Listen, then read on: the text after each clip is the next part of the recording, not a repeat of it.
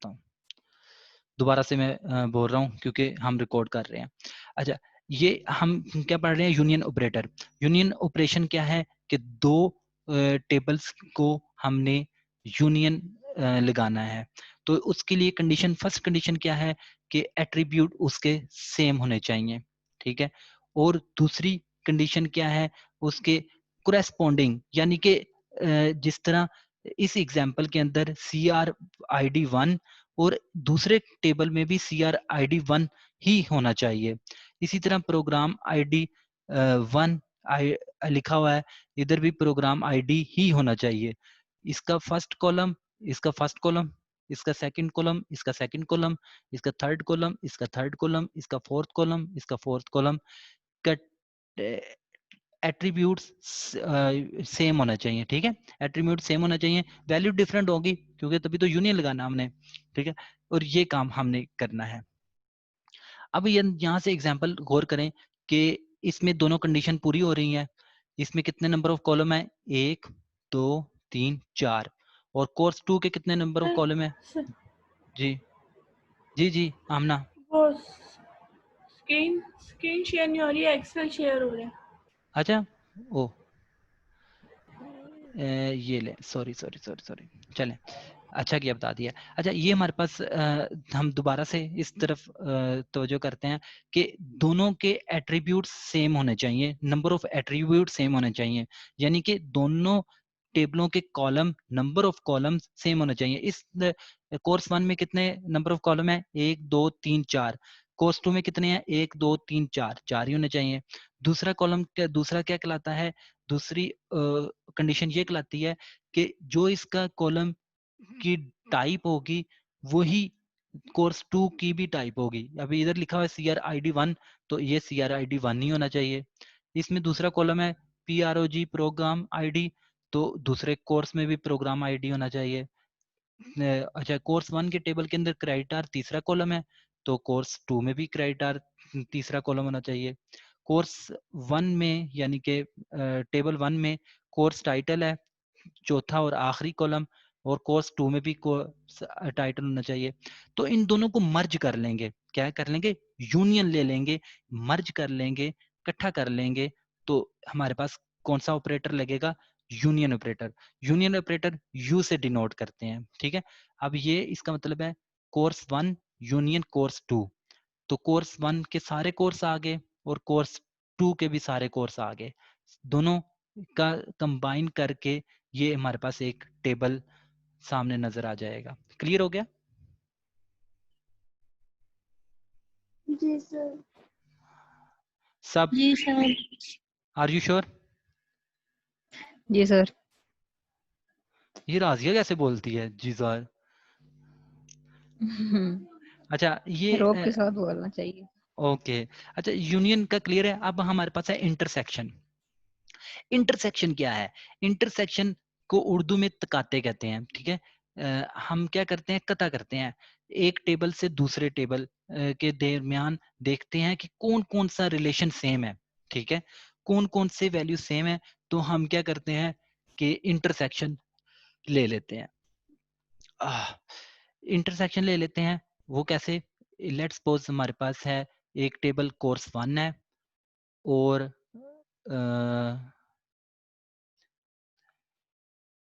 अच्छा, एक चीज यूनियन में रह गई थी। अच्छा चलें, अच्छा एक ही रिकॉर्डिंग में यूनियन में एक चीज रह गई थी। आप यहाँ पे देखें, गौर करें कि इसमें कॉलम कितने हैं? 4 हैं, और इसमें भी 4 हैं, तो हम यूनियन ले सकते थे। अब यहाँ पे देखें 5 6 7 इधर भी है, 5 6 7 इधर भी है, ठीक है, दोनों में वैल्यू सेम है। तो क्या किया यूनियन ने? क्या किया कि इस दोनों को 2 मरतबा नहीं लिखा, 1 मरतबा लिखा है, ठीक है, कि यूनियन में 2 टाइम वैल्यू आ रही है 5 6 7।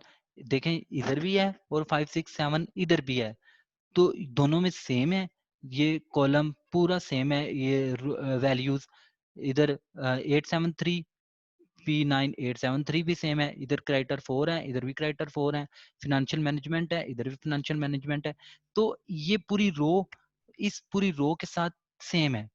तो ये 2 टाइम लिखनी चाहिए थी, लेकिन यूनियन ये काम करता है इन 2 टाइम को 1 टाइम लिखता है।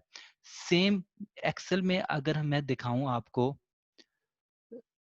तो लाइक हमारे पास यहाँ पे फॉर एग्जांपल 2 है, और ये हमारे पास सेट ए है 1 2 3 5 और बी है 2 4 6।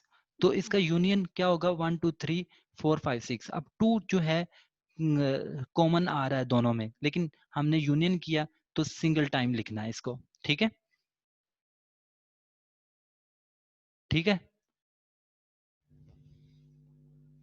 हाँ जी। ये यूनियन का हम इंटरसेक्शन अब पढ़ रहे हैं, ये यूनियन में से कुछ रह गया था। इंटरसेक्शन क्या है, दोनों में से जो सेम रो होगी वो हम उठाएंगे।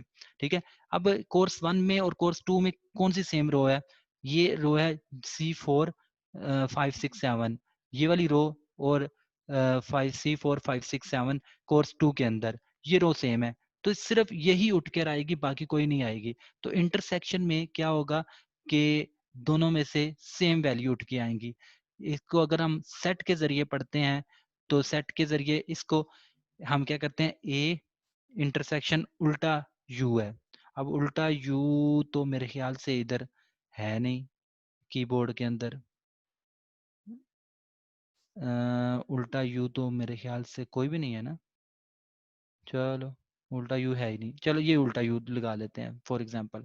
तो ये समझे उल्टा यू है, और A intersection B, it's mean that कि कौन सा आएगा ऑब्जेक्ट वैल्यू 2, क्योंकि 2 कॉमन वर्ड है। ठीक है, कॉमन कॉमन वैल्यू है, तो 2 इसका आंसर होगा।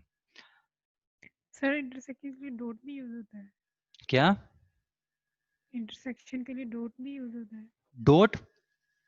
जी डॉट डॉट मल्टीप्लाई। तो नहीं नहीं नहीं नहीं नहीं नहीं नहीं, डॉट तो नहीं यूज होता। डॉट किस सेंस में आप कह रही हो? इंटरसेक्शन ऑपरेशन का सिंबल ये नहीं है? नहीं नहीं, वो इंटरसेक्शन नहीं है, वो तो मल्टीप्लिकेशन है। वो तो आमना तुम ना एंड और का हिसाब लगा रही हो, नहीं नहीं इसमें नहीं, वो एंड नहीं और है। नहीं है, ये एंड और नहीं है। ये मैच होता है, और के साथ यूनियन के साथ मैच होता है, और एंड इंटरसेक्शन के साथ मैच होता है, लेकिन हम ये कोर्स डिफरेंट है ना, इसमें डॉट वगैरह का नहीं है।